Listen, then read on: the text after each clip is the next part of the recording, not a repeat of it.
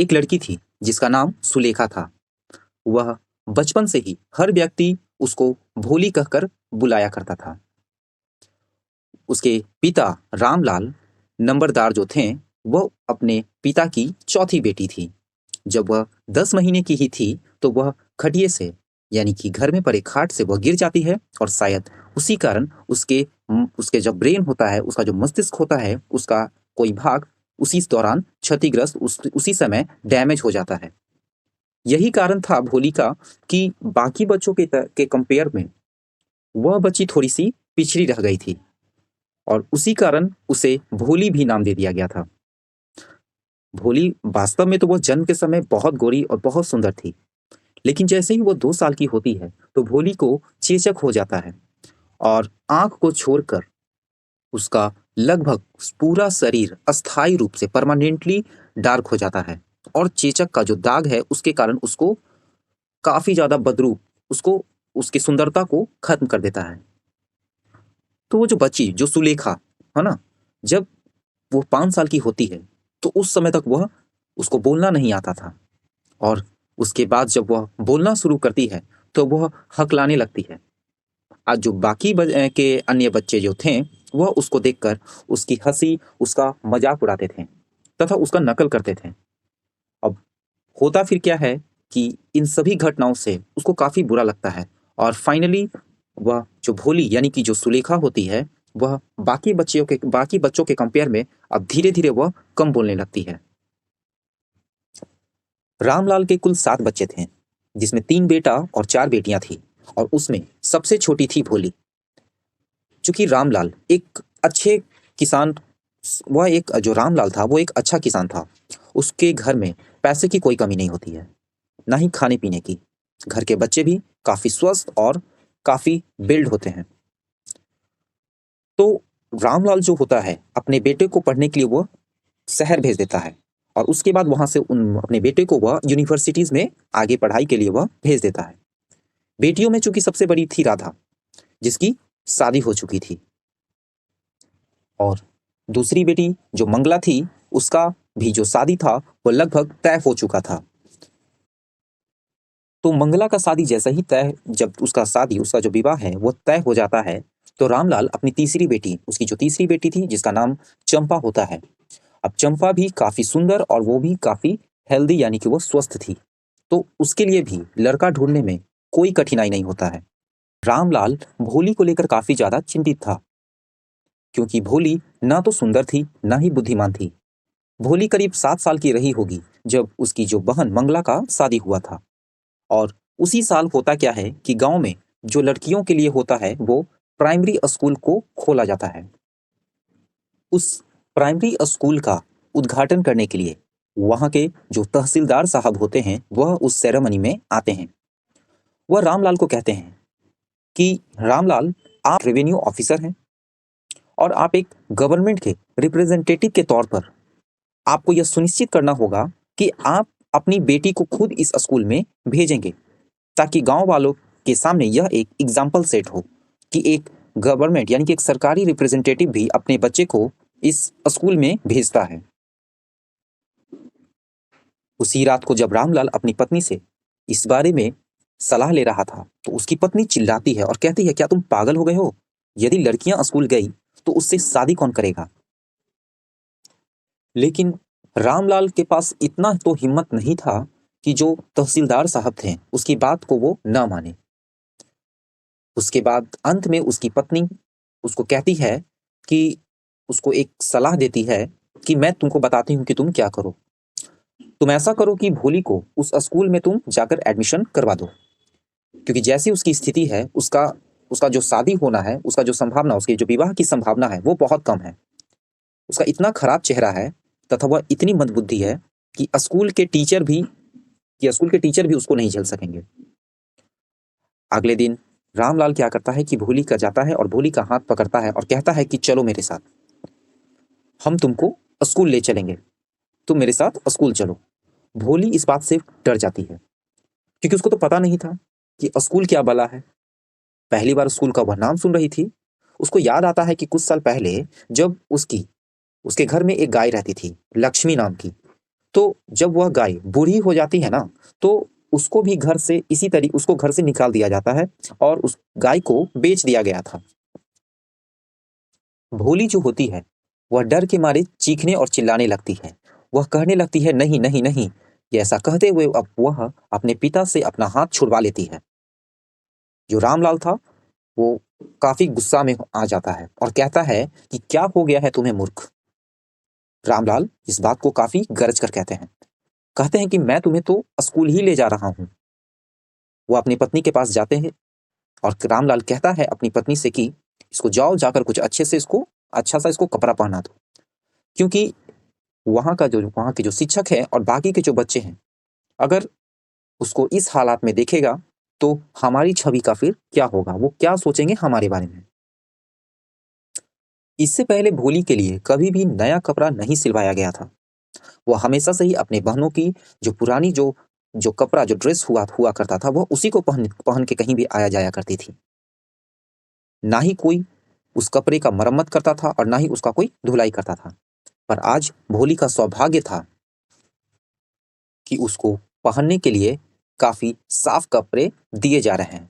हालाँकि वो जो कपड़ा था, कई बार धुलने के बाद वो कपड़ा इतना बार धुल चुका था कि वह थोड़ा सिकुड़ सा गया था और उससे जो उसकी बड़ी बहन यानी जो चंपा थी, उसके लिए अब वह कपड़ा छोटा हो चुका था। भोली को फिर नहलाया जाता है। उसके बालों में, उसके उलझे बालों में तेल लगाया जाता है। भोली को यह कहीं न कहीं विश्वास हो गया था कि उसको ज़रूर अपने घर से किसी न किसी बढ़िया जगह उसको ले जाया जा रहा है। रामलाल जब उसको लेकर स्कूल पहुँचता है, तो स्कूल में पहले से जो बच्चे हैं, वह अपने-अपने क्लास में बैठे थे। रामलाल भी अपनी बेटी यानी जो भोली है, उसको प्रिंसिपल के पास ले जाता है और उसको दे देता है। फिर वहाँ से रामलाल चला जाता है। रामलाल के चले जाने के बाद जो भोली थी, वह भयभीत आँखों से यानी डर के उसकी आँखों में जो डर था, उस डर से वह अपने चारों ओर देखती है। उस कमरे में जो लड़कियां हैं वह चटाई पर बैठी होती है और सब कोई पुस्तक पढ़ रही होती है या फिर कुछ लड़कियां स्लेट पर लिख रही होती है और उतने में ही उसकी प्रिंसिपल ने उसको कहती है, भोली को कहती है कि एक कोने में जाकर बैठ जाओ। भोली को ठीक से पता तो था नहीं कि स्कूल होता कैसा है और वहाँ होता क्या है, लेकिन भोली जब देखती है कि उसके सेम एज की अपनी ही आयु की और भी जो लड़कियां हैं वो पहले से उस स्कूल में उस कक्षा में मौजूद होती है, जिसको देखकर भोली को बहुत अच्छा लगता है। वह खुश हो जाती है। उसके जो मन में है वो नई नई उम्मीद जगती है कि इसमें से कोई तो ऐसी लड़की होगी जो उसकी दोस्त बनेगी, उसकी सहेली बनेगी। उस क्लास में एक टीचर होती है, एक शिक्षिका, जो क्लास में खड़े होकर उस बाकी बच्चों को कुछ बता रही थी, कुछ समझा रही होती है। हालांकि भोली को उनकी बातों का कुछ समझ नहीं आता है। वह समझ नहीं पाती है कि वह जो शिक्षिका है वो क्या कह रही है। वो दीवार पर लगे एक पेंटिंग को देखती है। उस पेंटिंग में एक घोड़ा होता है और घोड़े में जो लाल रंग था, ये वैसा ही लाल रंग था जिस पर जो तहसीलदार साहब थे वो गांव में आए थे। बकरी वैसे ही काली थी जैसी पड़ोस की बकरी थी। तोता वैसा ही हरा था जैसा कि होता है। उसने आम के बगीचों में जब देखा तो गाय, और जो गाय थी उसकी लक्ष्मी की जैसी दिख रही थी, क्योंकि भोली अचानक से देखा कि जो शिक्षिका है वह उसके पास आ रही होती है तथा वो जो टीचर थी वह मुस्कुरा रही थी। टीचर आते के साथ कहती है, तुम्हारा नाम क्या है बच्ची? अब भोली चूंकि हकलाती थी, वह कहती है, भो भो भो भो भो करने की वह कोशिश करती है और वह हकलाने लगती है और इसके आगे वह कुछ कह ही नहीं पाती है। और इसके बाद जो भोली है वह रोना शुरू कर देती है। भोली की आंखों से जो आंसू था वह बाढ़ की तरह निकलने लगा। वह अपना सिर को नीचे झुकाती है और एक कोने में बैठ जाती है। बाकी की लड़कियां की ओर देखने का उसमें हिम्मत नहीं हुआ, क्योंकि वह बाकी की जो भी लड़कियां थी वह भोली के ऊपर हंस रही थी। थोड़ी देर बाद स्कूल की घंटी बजती है तो सभी लड़कियां तेजी से उठती है और क्लास के बाहर चली जाती है। भोली अभी भी उसी कोने में बैठी हुई थी। उसको उठने का हिम्मत नहीं होता है। वह जो भोली थी उसका सिर अभी भी उसी तरह, उसका जो मुंह था अभी भी लटका हुआ था, वो अभी भी उदास बैठी थी। उसका सिर अभी भी लटका हुआ था और वह सिसक रही थी। शिक्षिका जो है वह कहती है, भोली, इतना नर्म और शांतिपूर्ण तरीके से जब वह भोली को इस प्यार से जब वह बुलाती है, तो अपने पूरे जीवन में भोली ने कभी वैसा आवाज को सुना ही नहीं था कि किसी ने आज तक कभी कोई इतने प्यार से उसको बुलाया हो। उसका जो शब्द था वह भोली के हृदय को छू जाता है। भोली को बहुत अच्छा लगता है। टीचर कहती है, उठो। वह आदेश नहीं था, एक दोस्ती का एक सुझाव था। वो भोली समझ जाती है। भोली उठ जाती है और वह जो टीचर थी वह भोली को कहती है कि अब मुझे अपना नाम बताओ। तो डर के मारे भोली का पूरा शरीर पसीना से भीग जाता है और वह सोचने लगती है कि अगर हम फिर से हकलाएंगे, है ना, तो उससे वो फिर लज्जित हो जाएगी, वो फिर उसको खराब लगेगा। लेकिन वह जो महिला थी, वह महिला इतनी दयालु थी कि उसकी खातिर भोली सोची कि चलो एक ट्राई कर लेते हैं, क्योंकि उसकी आवाज़ इतनी वो जो टीचर थी उसकी आवाज़ इतनी सुखद थी, इतनी अच्छी थी कि वह इस पे नहीं हंसेगी। भोली कोशिश करती है और बोलने लगती है, बोलने की कोशिश करती है। टीचर भी उसको काफ़ी काफ़ी प्रोत्साहित करती है। हाँ, हाँ, ठीक है, पूरा नाम बताओ। वह भी कहती है, भो भो भो भो भो भोली। अंत में फाइनली उसने अपने शब्द को, अपने नाम को वह कहती है। वह भोली नाम ले लेती है। जो अध्यापिका होती है वो उसके पीठ को थपथपाती है और कहती है, शाबाश, अपने मन से इस प्रकार के भय को हटा दो। तुम भी बाकी बच्चों की तरह बोल सकती हो। अब जो भोली थी वह अपने सर को उठाती है, यह पूछने के लिए कि क्या सचमुच? टीचर जो होती है वह कहती है, हाँ, ये बहुत आसान काम है, लेकिन इसके लिए तुमको हर रोज स्कूल आना होगा। क्या तुम हर दिन स्कूल आओगी ना? भोली भी जो है वह सिर्फ अपने सिर को हिलाते हुए वो हाँ कहती है। अध्यापिका कहती है कि सर हिलाने से काम नहीं चलेगा, ऊंचे स्वर में बोलो, थोड़ा तेज लाउडली बोलो। हाँ, हाँ, भोली ने स्वयं आश्चर्य हो गया कि वह इतना बोल सकी, क्योंकि इससे पहले भी वह कुछ नहीं बोली थी। वो जो टीचर होती है वो भोली को एक बुक देती है। उस बुक के भीतर कुत्ता, बिल्ली, बकरी, घोड़ा, तोता, बाघ, गाय, इन सभी का चित्र बना होता है और उन सभी चित्र का जो नाम है वो काले अक्षरों में भी लिखा होता है। जो अध्यापिका होती है वह भोली को कहती है कि देखो, इस किताब को तुम 1 महीने में जब सीख जाओगी, तब अगले महीने में मैं तुम्हें एक और पुस्तक दूंगी, एक और बुक लाकर दूंगी और उसके बाद उससे भी बड़ी बुक लाके दे दूंगी। जब इस गांव में तुम बाकी लोगों के कंपेयर में जब तुम ज्यादा पढ़ी लिखी हो जाओगी, जब तुम ज्यादा शिक्षित हो जाओगी, तो फिर तुम पर कोई नहीं हंसेगा। लोग तुम्हारी बात हमेशा भावपूर्वक सुनेंगे। लोग तुम्हारी बातों को बड़े प्यार से और भावपूर्वक सुनेंगे। तुम बिना किसी कठिनाई और हकलाहट के बोलोगी, समझी? अब घर जाओ और अगले सुबह टाइम पर वापस आना। अब भोली को लगता है जैसे कि गांव की जितनी भी घंटियां थी वो अचानक से बजने लगी और जो स्कूल का जो बिल्डिंग था उसके सामने जो लगे पेड़ थे, है ना, उससे भी बड़े बड़े जो लाल फूल थे वो खिल उठे थे। उसका जो मन था, उसका हृदय, उसमें एक नई आशा तथा जीवन का एक नया धड़क सुनाई दे रहा था। इस प्रकार कई साल गुजर जाते हैं और उसका जो गांव होता है वो छोटा जो विलेज है उससे बदल कर एक स्मॉल टाउन के रूप में हो जाता है। उसका जो प्राइमरी स्कूल था वो भी हाई स्कूल में कन्वर्ट हो जाता है। वहाँ एक सिनेमा हो जाता है, एक एक टीन शेड के भीतर एक कॉटन गाइनिंग मिल भी वहाँ पर लग जाता है, यानी कि रुई निकालने वाला एक कारखाना भी लग चुका था। अब उसके गांव में मेल जो ट्रेन है उसका भी रुकने का प्रबंध हो चुका था, यानी अब वहाँ उसके गांव के स्टेशन पर जहाँ पहले पैसेंजर गाड़ियां ही केवल रुका करती थी, अब वहाँ मेल ट्रेन का भी जो स्टॉपेज था वह हो चुका था। एक रात भोजन के बाद रामलाल अपनी पत्नी को कहता है, जब रात को उसका डिनर खत्म होता है तो अपनी पत्नी को वो कहता है कि जो मेरे पास भोली के लिए जो रिश्ता आया है, तो क्या मैं जो दिसंबर के विवाह का प्रस्ताव स्वीकार करूं या फिर ठुकरा दूं? तो उसकी पत्नी कहती है कि हाँ, उसे जरूर स्वीकार कीजिए। भोली की तो किस्मत खुल जाएगी यदि उसे एक ऐसा समृद्ध दूल्हा मिल जाए जो जिसके पास बड़ी सी दुकान है, अपना घर है, बैंक में कई हजार रुपए जमा हैं। इसके अलावा वह कोई दहेज भी नहीं मांग रहा है। रामलाल कहता है, यह तो ठीक है, लेकिन वह व्यक्ति इतना जवान भी नहीं रहा। तुमको तो पता ही है कि उसकी जो उम्र है वो करीब मेरे उम्र के बराबर है, और वो चलता भी थोड़ा लंगड़ा कर है। फिर उसकी जो पहली पत्नी का जो बच्चा है वह भी काफी बड़ा हो चुका है। उसकी पत्नी कहती है, तो उससे क्या दिक्कत है? 45 या 50 साल के लिए कोई बड़ी आयु थोड़ी ना होती है। हमारा तो सौभाग्य है कि दूसरे गांव का वो है, और जैसे वो दूसरे गांव होने के कारण भोली के जो चेचक की जो बीमारी है तथा उसकी जो मंदबुद्धि के बारे में किसी को पता नहीं है। यदि हम उसका प्रस्ताव को ठुकरा देते हैं तो शायद सारी उम्र वो कुमारी ही रह जाएगी। रामलाल कहता है, पर पता नहीं भोली क्या कहेगी। उसकी पत्नी कहती है कि वो तो बेवकूफ है, वो तो गूंगी गाय की तरह है। रामलाल फिर बड़बड़ाता है कि हो सकता है तुम ठीक कहती हो।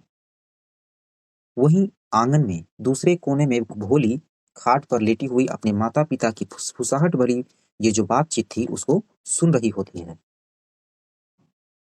बिशंबर जो था वो एक धनी व्यापारी था। वह अपने दोस्त, अपने सगे संबंधी का एक बड़ा सा दल लेकर शादी के लिए आता है। पीतल वाला बैंड जिसमें भारतीय फिल्म का कई लोकप्रिय गाना चल रहा था। दूल्हा राजा एक सजे हुए घोड़े के ऊपर बैठकर इतना शानो शौकत से वो चला आ रहा था कि इसको देखकर जो रामलाल था उसके खुशी का कोई ठिकाना नहीं था। उसने सपने में भी नहीं सोचा था कि उसकी जो चौथी बेटी का जो विवाह है वो इतने धूमधाम से होगी।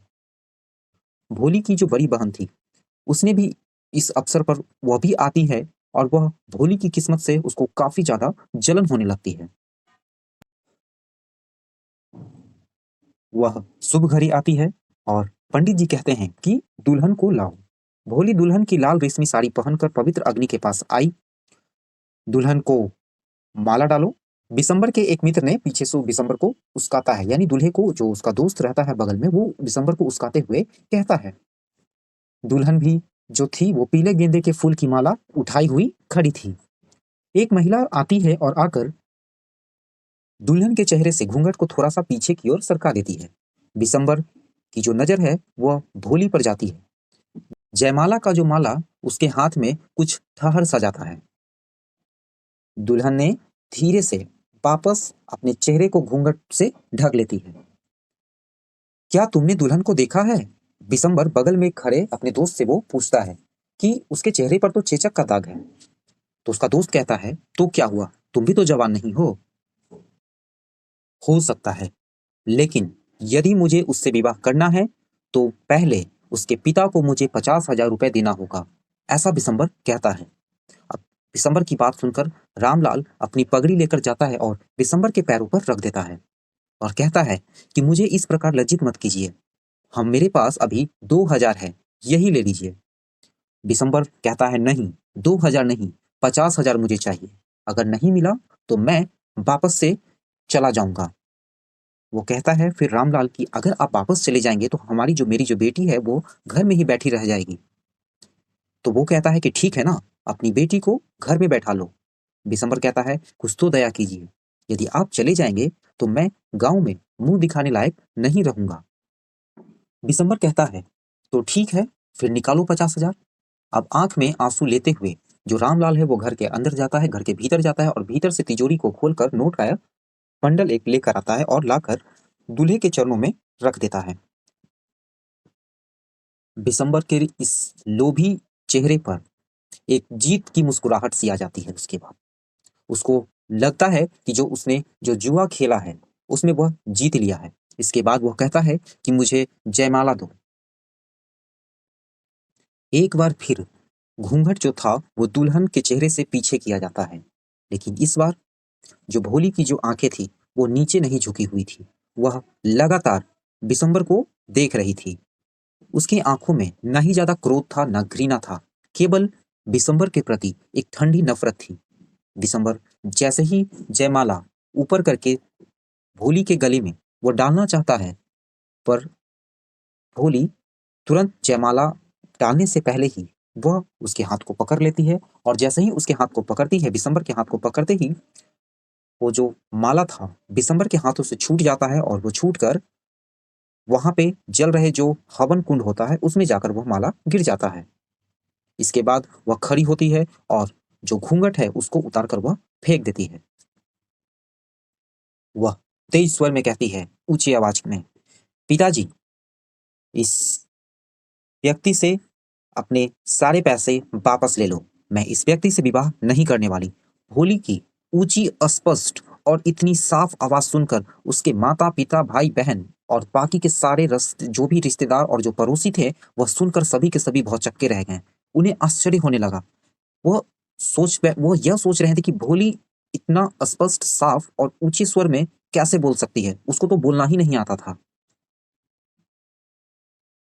वहां पर आए जितने भी अतिथिगण, जितने भी जो लोग इनवाइट किए गए थे, वो सब आपस में फुसफुसाने लगते हैं। कहते हैं, इतनी बेशर्म, इतनी कुरूप और कितनी बेहया है।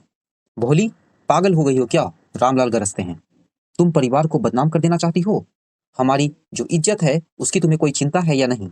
भोली कहती है कि आपकी ही इज्जत के लिए मैं इस बूढ़े व्यक्ति से विवाह करने के लिए राजी हो गई थी, पर मुझे पति के रूप में ऐसा कमीना, लोभी और घृणित व्यक्ति नहीं चाहिए। मैं शादी नहीं करूंगी, नहीं करूंगी, नहीं करूंगी। कितनी निर्लज लड़की है। हमने तो सोचा था कि यह एक सीधी साधी गूंगी गाय है। भोली उस बूढ़ी औरत की ओर मुड़ती है जो यह बात को बोल रही होती है। वह उस बूढ़ी औरत के पास जाती है और कहती है, जी हाँ चाची, तुम ठीक कह रही हो। तुमने सोचा था कि तो मैं बेजुबान गाय हूँ, इसीलिए तुमने मुझे इस कठोर दिल वाले प्राणी को सौंप देना चाहा था। पर अब जो गूंगी गाय और हकलाने वाली जो मूर्ख है वो बोल रही है। क्या आप कुछ और सुनना चाहती हैं? ये जो विशंबरनाथ, जो कि एक क्रोसर था, वो फिर करता क्या है कि अपने दल के साथ जैसे वो आता है, वो वापस जाने लगता है। अब बैंड वाला भी उलझन में था। वो सोच रहा था कि शादी शायद हो चुका है। बस वह भी क्या करता है कि जो विवाह का जो जब शादी समाप्त होता है, बस वो गीत वो बजाना शुरू कर देता है। अब रामलाल जमीन पर गिरा पड़ा था। उसका जो सिर है वो दुख और शर्म से झुक चुका था। बगल में जो पावन जो अग्नि यानी जो आग जल रही थी, वह भी अब बुझती जा रही थी। हर व्यक्ति अपने अपने घर की ओर जा रहा था। रामलाल भोली से कहता है, लेकिन तुम्हारा क्या होगा? कोई भी व्यक्ति अब तुमसे शादी नहीं करेगा। अब हम तुम्हारी नैया कैसे पार लगाएंगे? सुलेखा शांत और स्थिर स्वर में कहती है कि आप चिंता ना करें पिताजी, मैं आपकी और माताजी की बुढ़ापा तक मैं सेवा करूंगी। मैं उसी स्कूल में टीचर का काम करूंगी जहां से मैंने इतना कुछ सीखा है। क्या ठीक कह रही हूं ना मैडम? अध्यापिका इस दौरान एक कोने में खड़ी सभी जो नाटक चल रहा था इसको देख रही थी और कहती है, हाँ भोली, क्यों नहीं, तुम वहीं पढ़ाओगी। और उसकी मुस्कुराहट में जो गहरा संतोष का प्रकार था, जैसे कि कोई जो कलाकार है वही महसूस कर सकता है कि कैसे उसकी जो विद्यार्थी थी जिसको उसने पढ़ाया, वो अपने जीवन के इस कठिन फैसले को वह ले सकी।